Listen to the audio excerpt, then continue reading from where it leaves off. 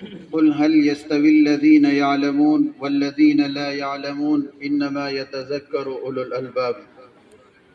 صدق اللہ مولانا العلی العظیم۔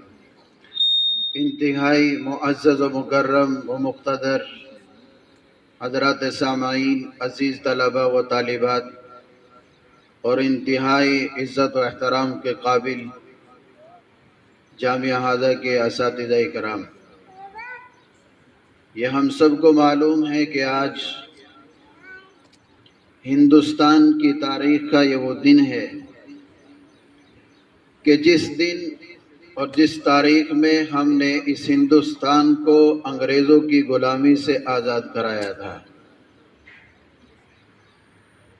یہ تاریخ تو ہم سب کے ذہنوں میں اکثر و بیشتر جمع ہے کہ 1857 سے لے کر اور سن 1950 تک 1947 تک یہ ہماری تاریخ یاد ہے کہ اس میں ہمارے وطنی بھائیوں نے اور ہمارے علماء کرام نے قربانی دی ہے، لیکن اس سے بہت پہلے برسہ برس پہلے 1498 کے اندر انگریز جب ہندوستان کی سرزمین پر آیا اور اس نے اپنا یہ کالا کھیل کھیلا کہ ہندوستان کے اندر تجارت کے لیے آ کر کے اور ایسٹ کمپنی کے اندر رہنے کے بعد اور اس کے بینر تلے اس نے یہ آواز لگائی کہ ہم ہندوستان کے اندر تجارت کرنے کے لیے آئے ہیں، کاروبار کرنے کے لیے آئے ہیں۔ لیکن اس وقت قربان جائیے ان علماء کرام کی سوچ کے اوپر کہ انہوں نے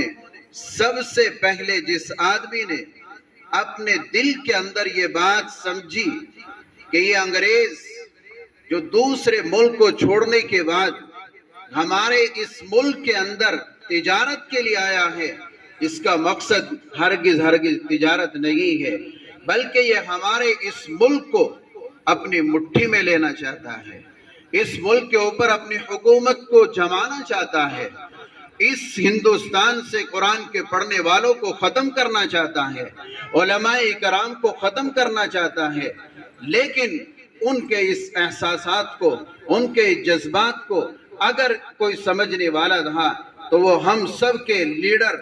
بہادر اور طاقتور ایک انسان جن کو حضرت مولانا سر ہندی رحمت اللہ علیہ کے نام سے جانتے ہیں، انہوں نے ان کے احساسات کو سمجھا، ان کے جذبات کو سمجھا اور پھر علماء کے چوکٹ پہ جا کر ایک ایک عالم کے سامنے یہ کہا کہ سمجھو میرے بھائیو، یہ انگریز اس ہندوستان کے اندر تجارت کے لیے نہیں آیا ہے، یہ اس ہندوستان کے اندر کاروبار کرنے کے لیے نہیں آیا ہے، اس کی سوچ یہ ہے کہ اس ہندوستان کے اوپر تمہاری حکومت کا سکہ چلے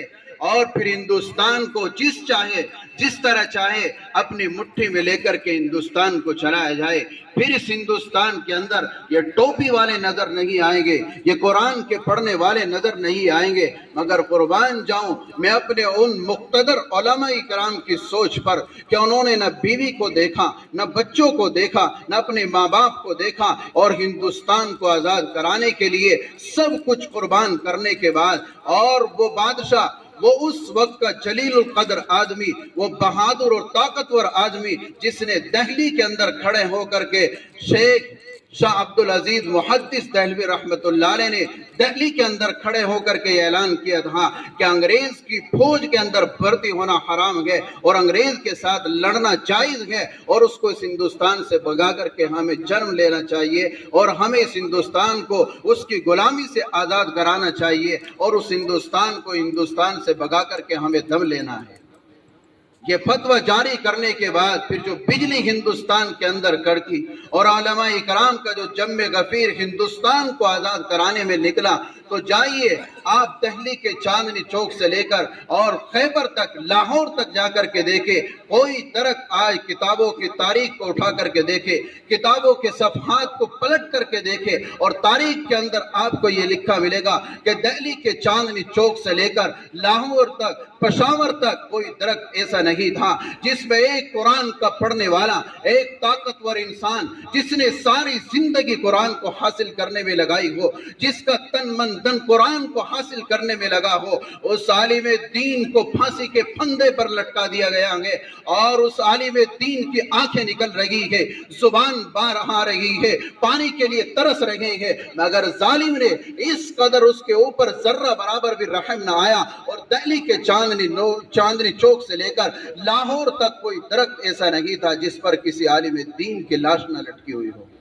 آتا ہے، علماء نے لکھا ہے کتابوں کے اندر کہ جب عالم دین کو، کسی عالم کو پھانسی کے پھندے پر لٹکایا جاتا تھا کہ ان لوگوں کا جیسے انگریزی میں آٹھ کا بنایا جاتا ہے، ان کی لاش ایسے بن کر کے تیار ہو جایا کرتی تھی، مگر ان سے کہا جاتا تھا کہ ایک مرتبہ یہ کہہ دو کہ ہم آپ کے ماتحت کام کرنا چاہتے ہیں۔ ان علماء نے، ان حدیث کا مطالعہ کرنے والوں نے، ان حدیث کے پڑھنے والوں نے، ان مفسر قرآن نے، ان قرآن کا ترجمہ کرنے والوں نے اس انگریز کے سامنے ڈٹ کر کے یہ اعلان کیا تھا کہ ہم کبھی بھی تمہاری غلامی کو اختیار نہیں کریں گے، ہماری گردنیں کٹ سکتی ہے، ہمارے جسم کے ٹکڑے ہو سکتے ہیں، ہماری بوٹی بوٹی ہو سکتی ہے، لیکن ہم نے یہ تم لیا ہے، ہم قرآن کی طاقت پر، حدیث کی طاقت پر یہ آواز تمہارے کانوں تک پہنچا دینا چاہتے ہیں کہ ہم ہندوستان کو آزاد